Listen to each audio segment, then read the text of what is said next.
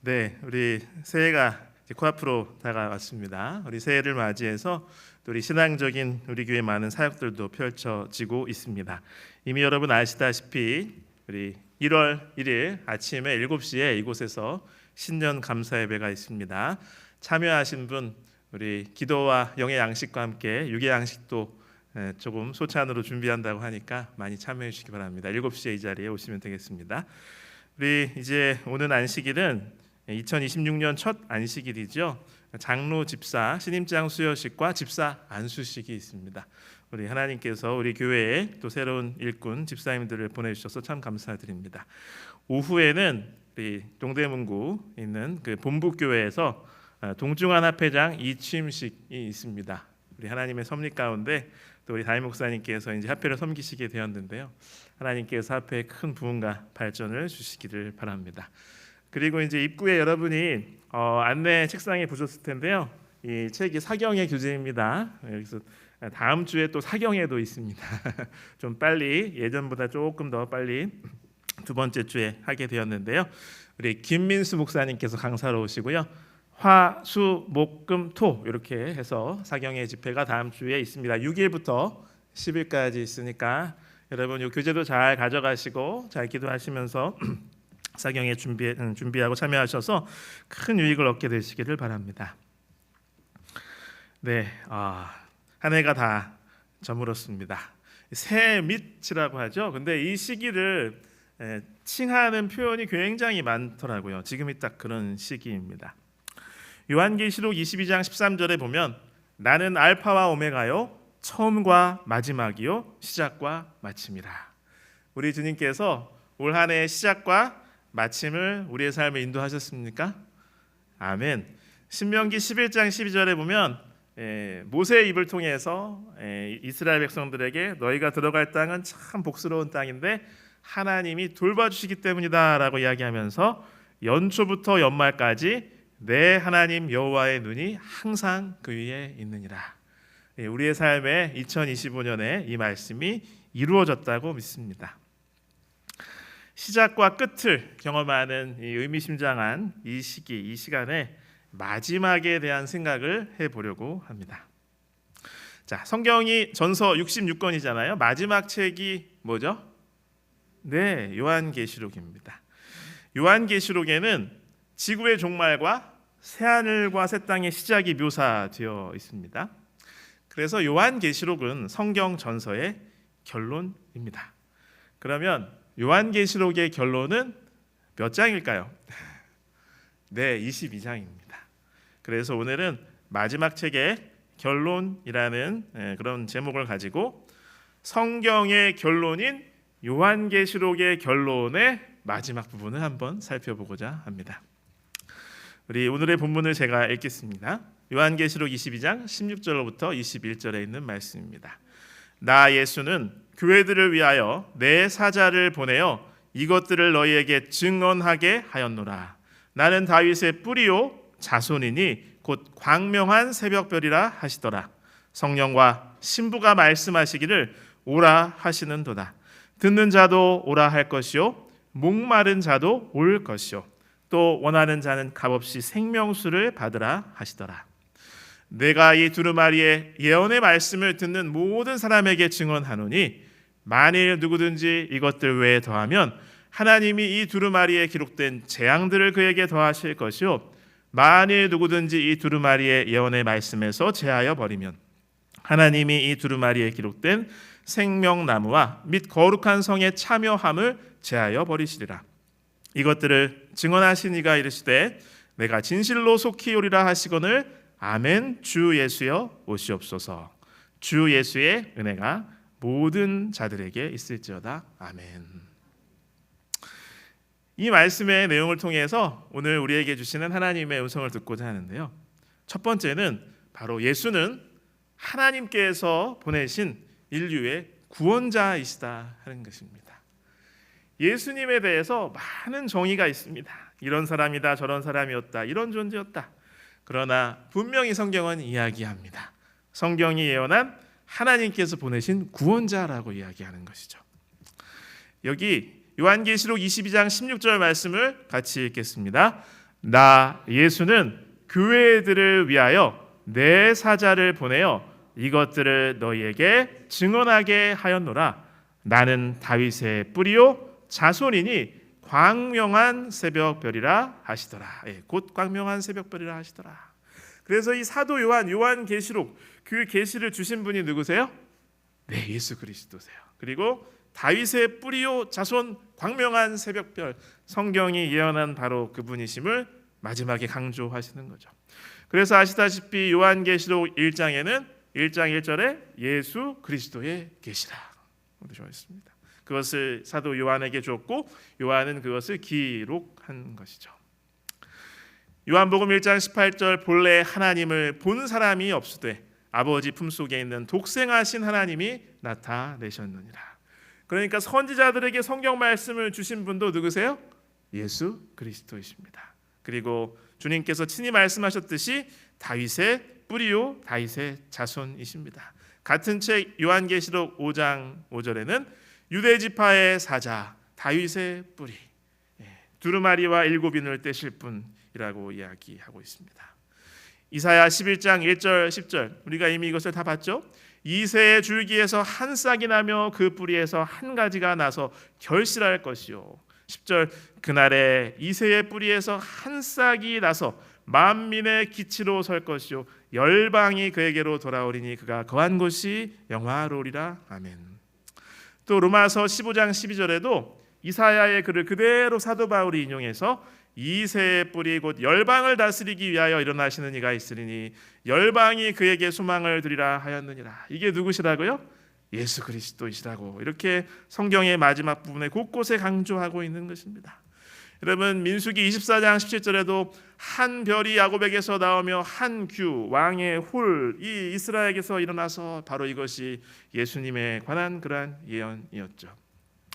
베드로서 1장 19절에도 사도 베드로가 이야기하기를 또 우리에게는 더 확실한 예언이 있어 어두운 데를 비추는 등불과 같으니 날이 새어 샛별이 너희 마음에 떠오르기까지 너희가 이것을 주의하는 것이 옳으니라.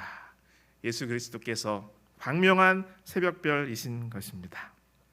여러분 이 한 해를 마무리하며 새해를 맞이하는 이 시점에 다시 한번 성경이 강조하는 것은 바로 예수님께서 나의 구원자라고 하는 사실입니다. 예수님께서 바로 그분이시라고 하는 것입니다. 사도행전 4장 12절 같이 읽어보시겠습니다. 다른 이로서는 구원을 받을 수 없나니 천하 사람 중에 구원을 받을 만한 다른 이름을 우리에게 주신 일이 없음이라 하였더라. 아멘.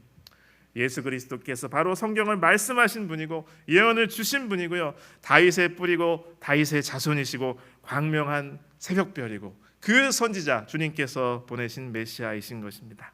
그러므로 우리의 삶의 어떠한 문제라도 다른 어떠한 수단으로 해결하려고 하시기보다는 우리 주님께서 나의 구원자이심을 다시 한번 굳게 믿으시기를 간절히 바랍니다. 두 번째, 이 성경의 마지막 부분은 우리에게 강조합니다. 예수님의 음성으로 강조합니다. 하나님께서는 생명을 주시기 위해서 나를 초청하신다는 것입니다. 생명을 주시기 위해서 나를 초청하신다는 것이죠. 바로 우리 본문의 17절 같이 읽겠습니다. 성령과 신부가 말씀하시기를 오라 하시는도다. 듣는 자도 오라 할 것이요 목마른 자도 올 것이요 또 원하는 자는 값없이 생명수를 받으라 하시더라. 아멘. 이것을 우리말 성경이라는 번역에는 이렇게 번역했더라고요. 성령과 신부가 오라고 말씀하십니다. 이 말을 듣는 사람도 오라고 외치십시오. 목마른 사람은 오십시오. 원하는 사람은 생명수를 값없이 받으십시오. 그래서 성경의 주제는 여러분이 아시는 대로 인류, 인간, 나에게 우리가 잃어버린 생명을 되찾아 주시기 위한 하나님의 초청인 것입니다. 성령 하나님께서도 그리고 아시다시피 신부로 표상된 새 예루살렘 성 구원받은 백성의 무리도 함께 우리를 초청하고 있습니다. 요한의 계시를 통해서. 그리고 이 초청을 듣는 사람도 다른 사람들에게 혼자만 올 것이 아니라 오라라고 외쳐야 한다고 성경의 마지막은 우리에게 강조하고 있습니다. 여기 듣다라는 말씀은 바로 원어로 듣고 순종한다라는 그런 의미입니다. 그래서 하나님께서 사람을 초청하십니다. 생명을 되돌려 주시고 진짜 본질적인 생명을 돌려주시려고 초청하십니다. 그리고 초청받은 사람이 또 다른 사람을 또 초청합니다. 바로 이것이야말로 복음 전도가 아니겠습니까? 그리고 하나님의 일입니다. 우리가 열심히 해야 될 그 일인 것이죠. 바로 앞장 요한계시록 21장 6절 또 내게 말씀하시되 이루었도다. 나는 알파와 오메가요 처음과 마지막이라 내가 생명수 샘물을 목마른 자에게 값없이 주리니. 그래서 사람이요 다른 어떠한 것들이 다 해결되고 안락하고 평온한 또 자기 원하는 것들 다 이룬다 할지라도요 이 근원적인 목마름, 마르지 않는 생명을 주는 생명수에 대한 근원적인 목마름이 있기 때문에 그것은 세상의 것으로는 결코 채울 수가 없는 것입니다. 그것은 하나님께서 값없이 주시는 그 생명수, 오직 그분의 주시는 그 선물로 그것을 통해서만 해소할 수 있는 것이죠. 그래서 우리 예수님을 통해서 우리의 여러 당면한 당장 시급한 문제도 해결을 해야 되겠지요. 그러나 하나님께서 우리에게 주고자 하시는 것은 생명, 영원한 생명임을 다시 한번 마음속에 기억하시길 간절히 바랍니다. 여기 공동번역 성경에는요 이렇게 번역했더라고요. 성령과 신부가 오소서 하고 말씀하십니다. 이 말씀을 듣는 사람도 오소서 하고 외치십시오. 목마른 사람도 오십시오. 생명의 물을 원하는 사람은 거저 마십시오. 여기서 왜 이렇게 번역했냐면요. 여기 22장 7절과 12절에 예수님께서 보라 내가 속히 오리니라고 이렇게 말씀하셨거든요. 근데 그것에 대한 대답을 하는 것으로 이것을 이해한 것입니다. 그런데 많은 주석가들이 이 번역을 선호해요. 그래서 이 예수님께서 초청을 하니까 우리도 오시옵소서. 그리고 이 요한계시록 이걸 읽고 나누는 듣는 사람들도 오시옵소서라고 하는 그 모습인 것입니다. 그래서 이 믿음이야말로 우리에게 생명을 주시는 하나님의 초청에 화답하는 것이 아니겠습니까? 그리고 생명을 주러 오시는 예수 그리스도를 환영하는 것이 아니겠습니까? 하나님께서는 생명을 주시기 위해서 우리를 초청하신다는 것을 이 새 밑에 다시 한번 기억하시길 간절히 바랍니다. 그리고 우리도 하나님의 초청에 응해서 생명을 얻으시고 누리시고 듣고 순종하고 오소서 하고 다른 분들도 그렇게 초청하시고 예수님께도 오소서라고 외치면서 환영하시기를 바랍니다. 세 번째, 본문의 순서에 따라서 이렇게 보고 있습니다. 순전한 하나님의 말씀에 순종하라. 성경의 마지막은 우리에게 이렇게 이야기하고 있습니다. 18절부터 19절입니다. 같이 읽어보실까요? 내가 이 두루마리의 예언의 말씀을 듣는 모든 사람에게 증언하노니 만일 누구든지 이것들 외에 더하면 하나님이 이 두루마리에 기록된 재앙들을 그에게 더하실 것이요 만일 누구든지 이 두루마리의 예언의 말씀에서 제하여 버리면 하나님이 이 두루마리에 기록된 생명나무와 및 거룩한 성의 참여함을 제하여 버리시리라. 그래서 이 요한계시록의 내용에 첨가하거나 생략하지 말 것을 강력하게 경고하고 계십니다. 예수님께서 예수님의 육성으로 이렇게 말씀을 하시는 것입니다. 그래서 이 요한계시록의 순수성을 잘 보존하기 위한 장치인 것 같이도 보입니다. 이 본문 안에 그것을 넣어놓으신 것 같습니다. 그런데 이 경고는 단지 이 요한계시록에만 해당되는 경고일까요? 그렇지는 않을 것입니다. 모든 성경에 대한 것일 겁니다. 여러분이 아시다시피 베드로는 이야기하기를 성경의 모든 예언은 어떻게 풀지 말라고요? 사사로이 풀지 말라고. 이 성경의 원칙과 하나님의 뜻에 따라서 잘 이해해야 된다는 것입니다. 왜냐하면 예언은 언제든지 사람의 뜻으로 낸 것이 아니고 오직 성령의 감동하심을 받은 사람들이 하나님께 받아서 말한 것이기 때문에 내 생각이나 성경과 일치되지 않은 그런 걸로 함부로 풀면 안 된다고 이야기하는 거죠.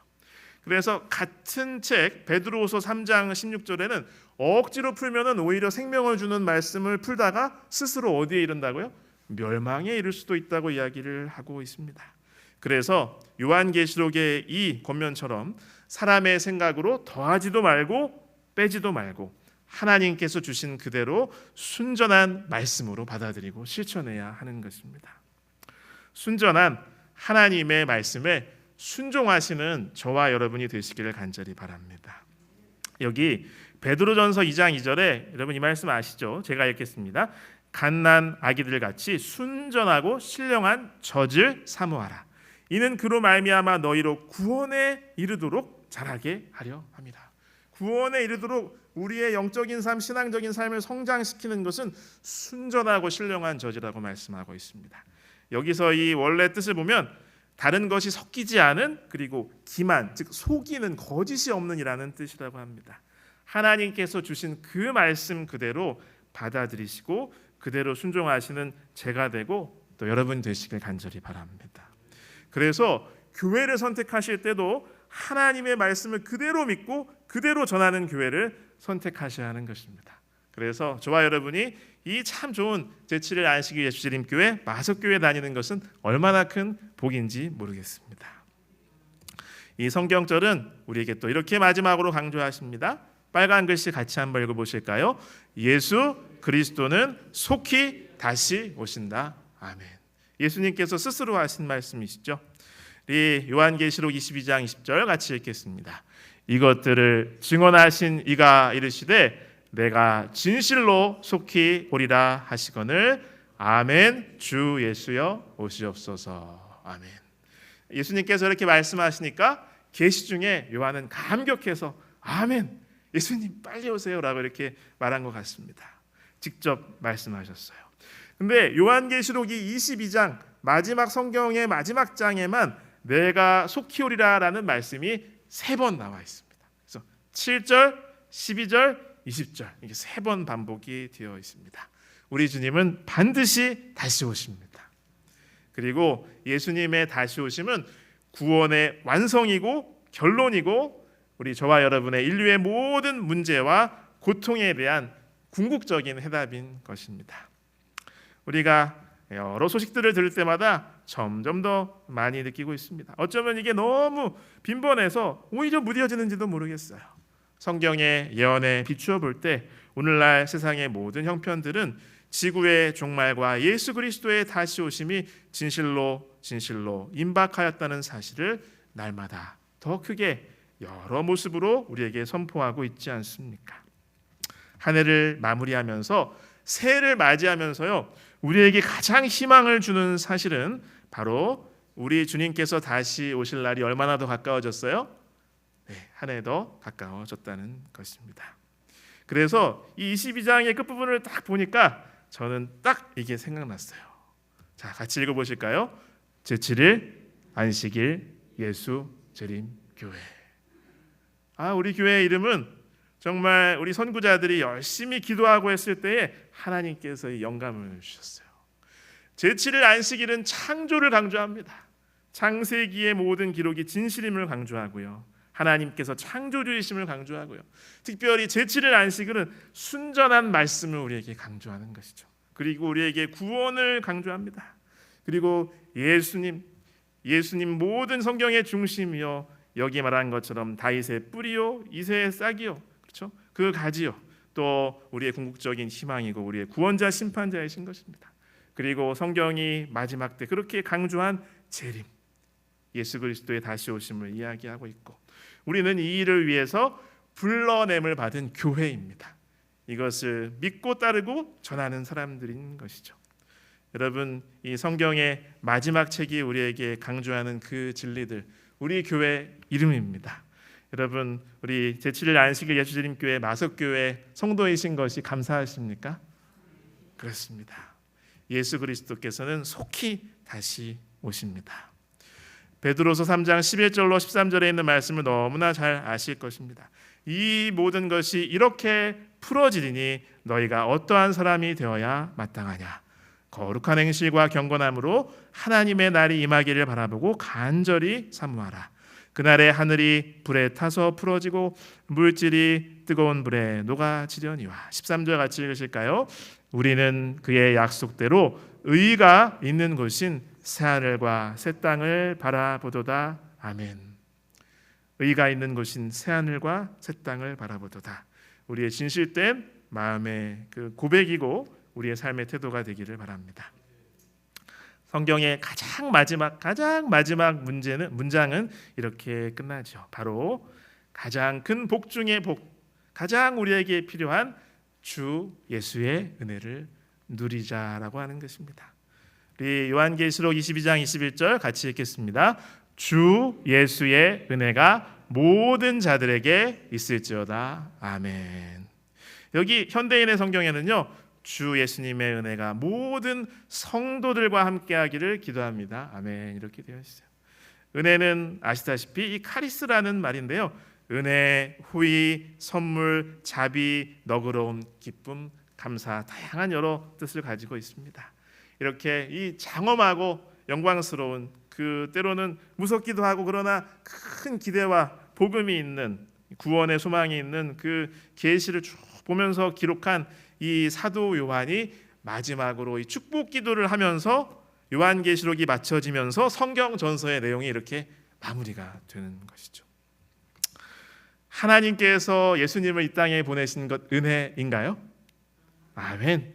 또 예수 그리스도께서 곧 은혜이신가요? 아멘. 그리고 예수님께서 하신 그 모든 일, 그리고 그분의 삶이 모두 은혜입니다. 그리고 그분께서 놀라운 사랑과 희생으로 우리에게 거저 주신 구원과 영생이 곧 은혜입니다. 나에게 지금 이 목숨, 이 시간을 주신 것이 은혜고 영원한 생명까지 주셨으니 그것은 헤아릴 수 없는 무한한 은혜이고요. 그리고 2025년 지금까지 나와 가족들의 이 삶을 잘 보살펴 주셨으니 은혜가 또 아니겠습니까? 2026년을 소망 가운데 우리가 언제나 의지할 수 있는 예수님을 생각하면서 그분에게 희망과 믿음을 걸고 그분의 손을 붙잡고 맞이할 수 있게 하신 이것 또한 은혜입니다. 연약하고 죄와 허물이 참 많은 나 자신에게, 우리들에게 무엇보다 가장 필요한 것이야말로 주 예수의 은혜가 아니겠습니까? 그리고 2026년에 우리 성도들에게 가장 필요한 것이야말로 주 예수의 은혜가 아니겠습니까? 가장 큰 복인 주 예수의 은혜를 더 많이, 더 풍성하게, 더 가까이, 더 깊이, 더 감격스럽게 누리게 되시기를 간절히 바랍니다. 예전에 우리 호프 채널에서 한 우리 재림교회 어떠한 팀이 이 재림을 주제로 창작한 그 찬양이 나온 적이 있어요. 그래서 우리 아멘 주 예수여 오시옵소서, 내가 진실로 속히오리라, 이 성경의 마지막 부분에 예수님의 약속과 또 우리의 고백을 생각하면서 잠깐 이걸 한번 감상해 보고요, 그 다음에 같이 기도하는 시간 갖겠습니다.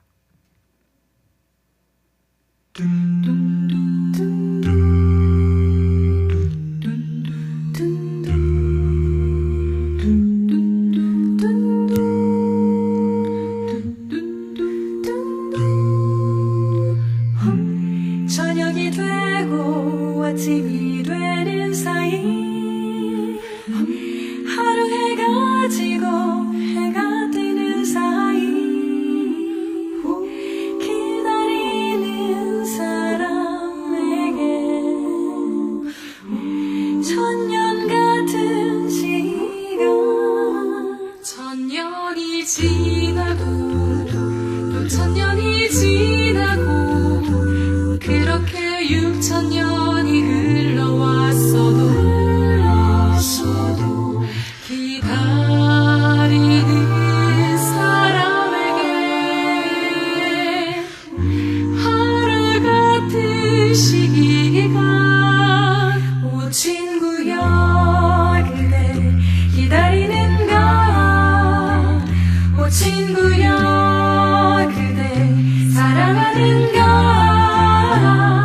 그대 웃음지 말라, 고개 돌리지 말라, 애타게 기다리는 그분 가슴 무너뜨리지 마라, 그분 다시 오실 때 그대 숨고 고개 돌려 슬픔에 예수님을 만들지 말라.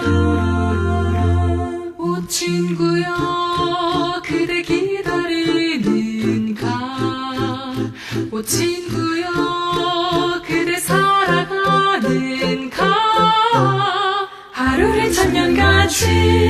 천년을 하루같이 애타게 기다리던 만남의 그날 오니 모든 슬픔과 서름 그날 모두 잊혀지리 친구여 그날을 놓치지 말아라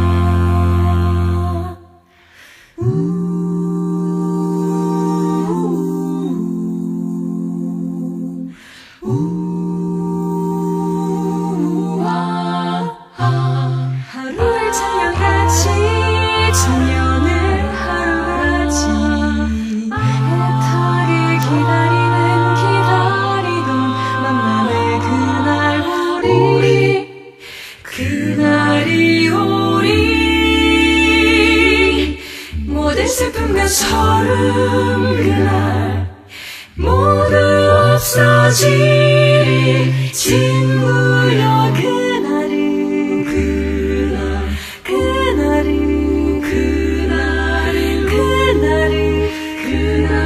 놓치지 말아라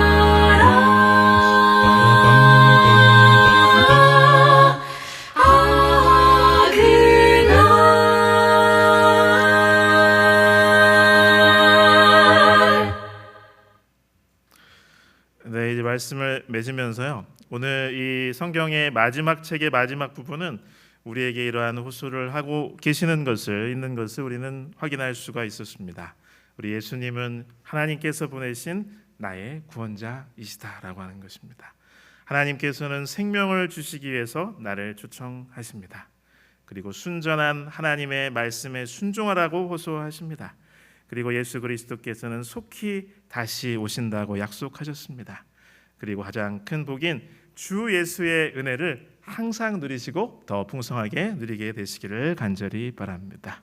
이제 오늘 각자 개인 기도하는 시간을 갖도록 하겠습니다. 우리 2026년에 요한계시록 22장의 진리와 주님의 호소에 순종하는 삶을 살게 하소서. 그리고 몸과 마음의 질병과 고통을 겪고 있는 성도들을 새해가 되면서 하나님께서 치유해 주시길 기도해 주시면 좋겠습니다. 특별히 2026년에 우리 마석교회 목회부와 목회부의 사역을 주님께서 이끄시고 복을 주시기를 기도해 주시면 참 좋겠습니다. 그 외에 다른 기도 제목도 기도하시고 기도가 마치시면 귀가하셔도 좋겠습니다. 기도하겠습니다.